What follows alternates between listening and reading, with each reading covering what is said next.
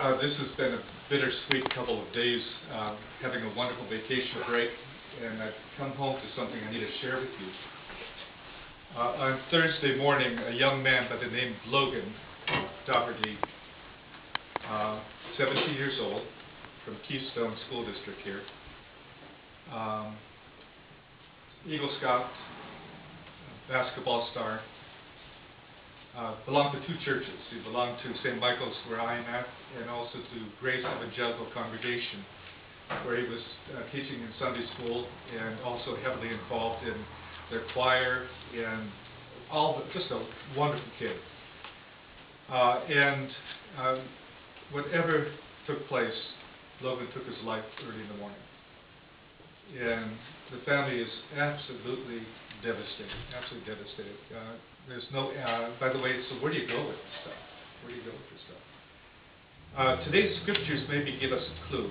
When I went to the family, we had a kind of private viewing last night. No viewing. But it could not be a viewing. The only thing, words, human words cannot do anything.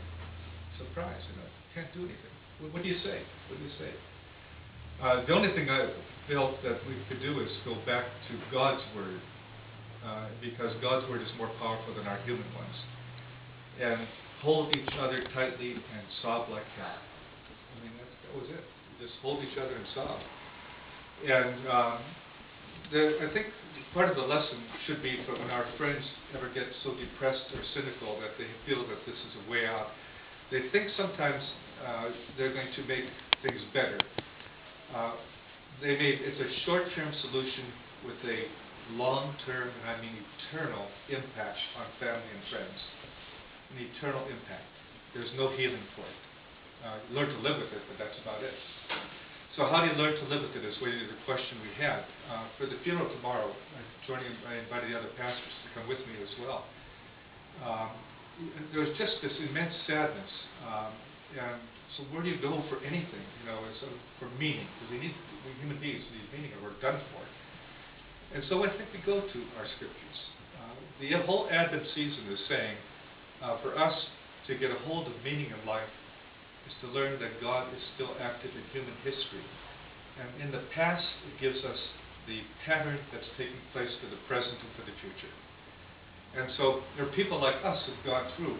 Now, you may not have had that serious of a happening, but I'm sure you faced death of loved ones, family members who've been ill, losing jobs, your own personal heartaches that you carry, the breakups of life that are all part of the human condition, and sometimes just the plain old, I don't know what the heck's happening, or I'm going up the down staircase, one of those things. I think when those things happen, again, we go here. We go to those scriptures. Because they are, again, telling us both an identity of who we are and the vision of where we're going. And that in this morass and mess, that God is heavenly and heavily involved. That's why the gospel is always good news, not bad news. I would ask you today, that your prayer at Mass, especially be for Logan, and his father's name is John, and his mother's name is Kim, that your prayer be sustaining for them. I'm convinced, by the way, that there's no such thing as idle prayer. It's an energy. It's an energy that comes and wraps around people, kind of hugs them, And I think that's what we do as human beings who are Christian. And I go back to one of the rabbis always like to tell stories about God to help us understand how God works. And one of my favorites is that the rabbi talked a story about God has a room in heaven. A room in heaven. It has no windows in it, by the way. And God goes to the room with no windows.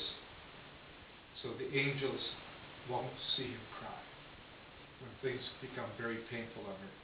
So the angels won't see him cry when things become painful on earth.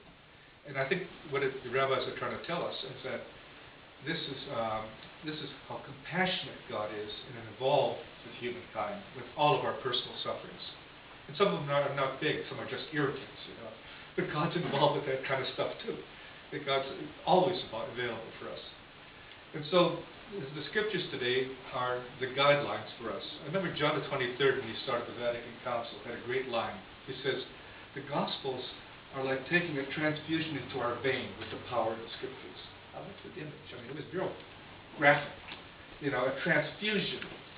Yeah, I know, it's harsh, right? It's a transfusion, you know. But it's a transfusion of power for us. Transfusion of power. So, because otherwise, the stuff of peace and the stuff of justice are phantasms. No, they're nothings.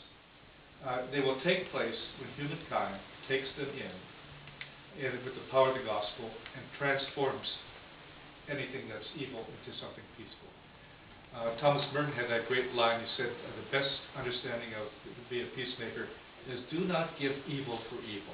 That's a hard thing to do. Mm-hmm. Do not give evil for evil. But to learn to do that, we need the power of the gospel on that. So here comes John the Baptist.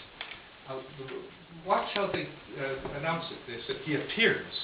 And you're supposed to say, ooh, where'd he come from? Where'd he come from? All of a sudden, John comes out of kind of nowhere, and he goes where he goes. He's not in the synagogue. He's not in any of the palaces. He's out in the wilderness, in the desert. Desert has always been the place that people are going to clean up and meet God. So John's vocation is to lead the human heart into a quiet place where God can speak. I think that's our Advent direction. That let God lead us to that. Let John lead us to that quiet space. Now, where are you going to find that? I looked out and I said, the Allegheny's too cold today. Go on a canoe trip and find God's presence. If you have a room, the minute your roommate's gone, close the door. If you go to the bathroom, send him to come out, close the door, and have the quiet space that God can speak to the heart. And there's more to it, though. John, like I says, there's no fooling around now. He says, because the heart always deludes us. We always try to delude ourselves, you know. I think when he was yelling about the scribes and Pharisees, he said, you're all show. You're all show. You're even coming for your baptism because you want to show to everybody that it's an insurance policy. You know? So he said, got to get serious about this stuff. But when God speaks, though, what does God speak? God gives us peace. He doesn't go, you did this, I got you written down. He gives peace. The whole scripture says, oh, God gives peace to us, so we could give peace to each other. And what takes place, though, and what's needed, is a mindset and a change of heart. A mindset and a change of heart. And so, brothers and sisters, oh, come, Emmanuel. Oh, yeah. It's going to come one day, you know. May our hearts be changed, our mindsets changed, that He would find in us the men and women who are living the gospel of God's peace and justice, and then His promise to us, everlasting life, good news, our gospel, good faith. Let us pray.